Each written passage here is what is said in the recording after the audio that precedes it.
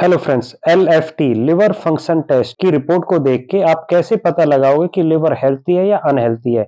मैं डॉक्टर वरुण बैरागी इस वीडियो के थ्रू आपको बताऊंगा कि आप घर बैठे आप एलएफटी की रिपोर्ट को कैसे समझें। अगर आपने अभी तक इस चैनल को सब्सक्राइब नहीं किया है तो पहले इस चैनल को सब्सक्राइब करो और वीडियो के एंड में अगर वीडियो अच्छी लगे तो जिनको इसकी जरूरत है उसको शेयर जरूर करना। एलएफटी की रिपोर्ट कुछ इस तरह से दिखेगी, जिसमें सबसे ऊपर होगा टेस्ट नेम। इसका मतलब है कि क्या क्या टेस्ट लगे हैं। रिजल्ट्स का मतलब है कि उस टेस्ट में क्या वैल्यू आई है, और बायोलॉजिकल रेफरेंस रेंज कि उसकी नॉर्मल रेंज क्या है। एलएफटी के अंदर क्या क्या टेस्ट होते हैं, इनको 3 पार्ट में डिवाइड किया है। पहला part bilirubin, second part enzymes जो कि लिवर की सेल्स के अंदर होते हैं, and third part is proteins कि उसमें प्रोटीन्स कम है या ज्यादा है। और इन्हीं तीनों पार्टों को एक दूसरे से कोरिलेट करके और मिला के देखा जाता है कि लिवर हेल्थी है या अनहेल्थी है। अब पहले हम डिस्कस करते हैं बिलिरुबिन। बिलिरुबिन डायरेक्ट और बिलिरुबिन इनडायरेक्ट, इन दोनों को प्लस कर देंगे तो बिलिरुबिन टोटल आ जाता है। बिलिरुबिन टोटल की जो नॉर्मल रेंज है वो 0.3 से 1.2 मिलीग्राम पर डेसीलीटर होगी, यानी कि अपर रेंज है, अपर नॉर्मल रेंज 1.2 है। बिलिरुबिन डायरेक्ट की 0.4 है और बिलिरुबिन इनडायरेक्ट की लेस देन 0.8 है। अब बिलिरुबिन के बढ़ने का मतलब है जॉन्डिस।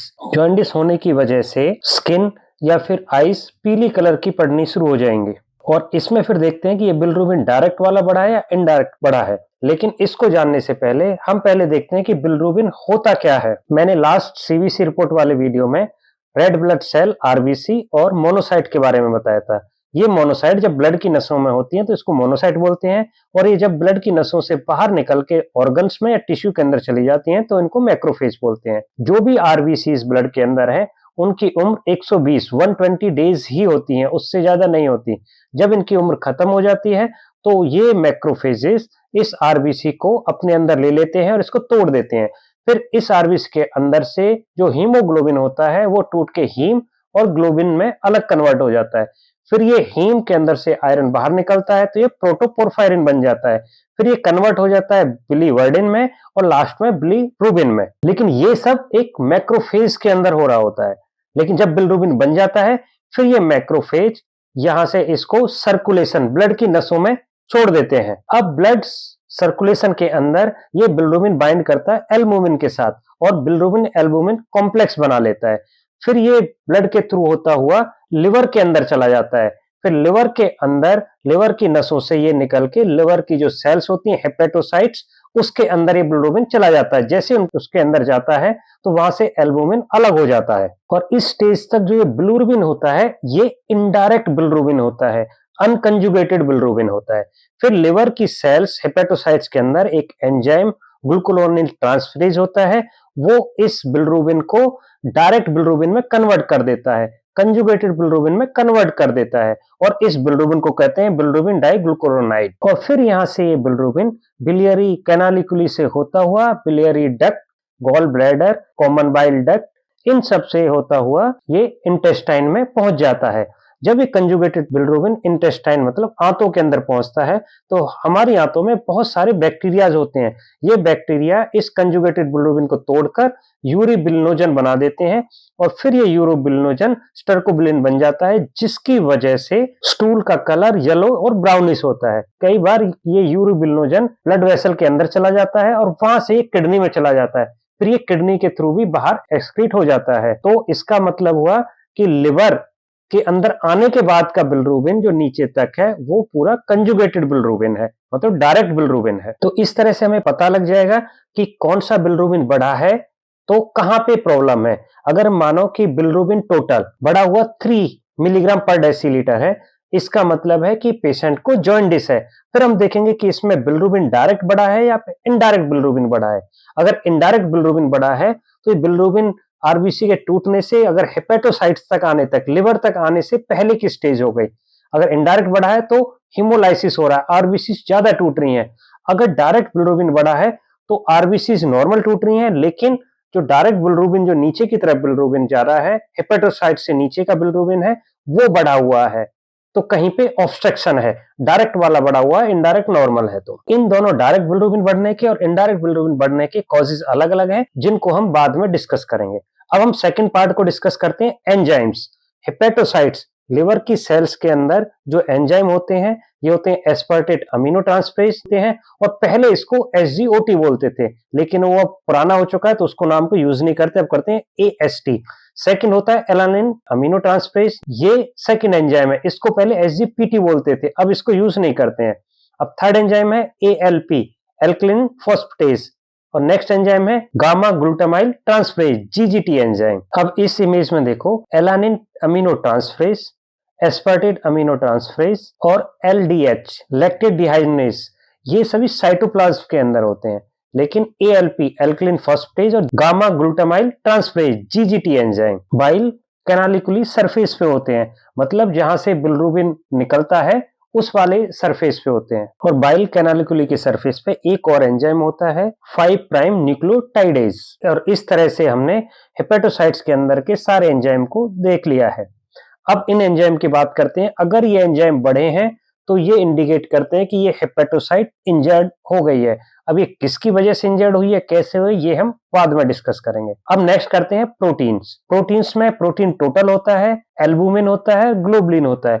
ये एल्बुमिन और ग्लोबुलिन को जब प्लस करेंगे तो ये टोटल प्रोटीन आ जाएगा। और एल्बुमिन ग्लोबुलिन दोनों का सिंथेसिस दोनों को लिवर ही बनाता है। अगर लिवर सेल इंजर्ड है और हेपेटोसाइट इंजर्ड है तो इनका सिंथेसिस ये दोनों नहीं बनेंगे और ये कम हो जाएंगे। और अगर लिवर ठीक है, सब कुछ ठीक है, उसके बाद भी एल्बुमिन कम है तो इसका मतलब है इसका एक्सक्रीशन लिवर की बजाय दूसरी जगह पे, जैसे किडनी है, वहां से यूरिन में बहुत ज्यादा जा रहा है, उसकी वजह से भी कम हो सकता है। अब इस तरह से हमने लिवर के सारे पैरामीटर्स को देख लिया है। अब हम डिस्कस करते हैं कि कौन सी बीमारी हो सकती है। अगर किसी का बिलिरुबिन बढ़ा हुआ है तो इसका मतलब जॉन्डिस है। अब इसको देखते हैं। और अगर जॉन्डिस है तो उसमें कौन सा बिलिरुबिन बढ़ा है, डायरेक्ट कंजुगेटेड बिलिरुबिन या फिर इनडायरेक्ट अनकंजुगेटेड बिलिरुबिन। अगर कंजुगेटेड बिलिरुबिन बढ़ा हुआ है तो फिर देखेंगे कि उसके अंदर कौन कौन से एंजाइम है जो बढ़े हुए हैं। एएलटी बढ़ा हुआ है, एएसटी बढ़ा है या फिर एएलपी बढ़ा है। अगर एएसटी और एएलपी बढ़ा है तो इस कंडीशन में क्या है कि हेपेटोसाइट्स मतलब लिवर की जो सेल वो इंजर्ड हो चुकी है, और वो वायरस की वजह से हो सकती है, टॉक्सिन्स की वजह से हो सकती है, एल्कोहलिक हेपेटाइटिस हो सकता है, उसको एक्टिव सिरोसिस हो सकता है।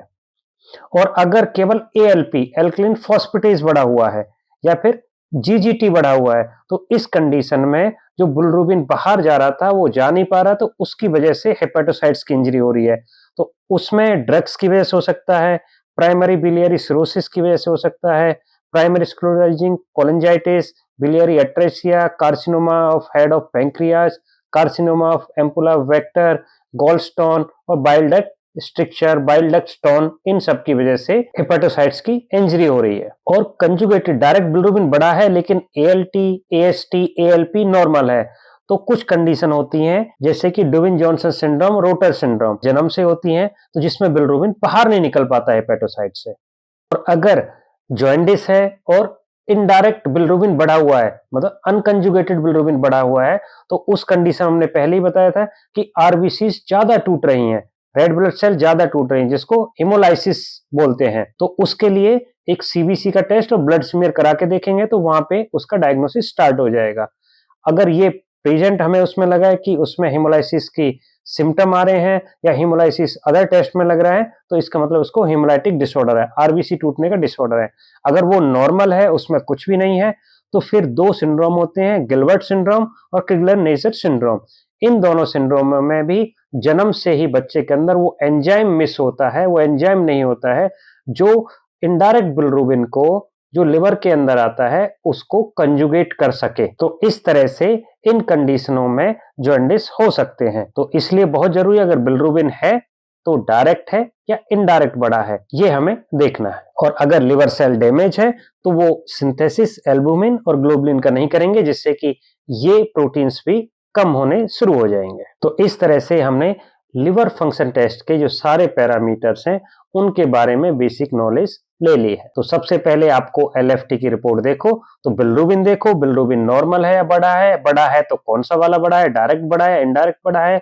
वैसे ही उसके एंजाइम्स नॉर्मल रेंज में है या कम है, क्योंकि ये एंजाइम्स बहुत ही नॉर्मल रेंज से थोड़े बहुत ऊपर बढ़ते हैं तो कुछ नहीं होता, लेकिन जब भी इंजरी होती है तो ये एंजाइम्स इससे कम से कम 10 to 15 टाइम्स बढ़ जाते हैं। तो 3000, 4000, 5000 इस टाइप के इनकी जो वैल्यूज है वो आएंगे। और अगर ये एंजाइम्स आप नॉर्मल रेंज से थोड़ा ऊपर है तो घबराने की बात नहीं है, कुछ ही डेज में ये नॉर्मल हो जाएंगे अगर आपकी बॉडी हेल्थी है और आप नॉर्मल खाना खा रहे हो। और अल्कोहल यानी दारू पीने की वजह से जो एंजाइम्स बढ़ते हैं वो मेनली AST एंजाइम ज्यादा बढ़ता है कंपेरेटिवली अदर एंजाइम्स के।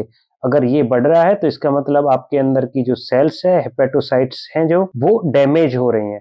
तो उस पे आपको कंट्रोल करना है और जैसे ही आप अल्कोहल छोड़ दोगे तो विद इन मंथ के अंदर अंदर सारे एंजाइम्स नॉर्मल आ जाते हैं। अगर आपको ये वीडियो अच्छी लगी है तो आप एक लाइक जरूर करो और उन सबको शेयर करो जो इसके बारे में नॉलेज लेना चाहते हैं।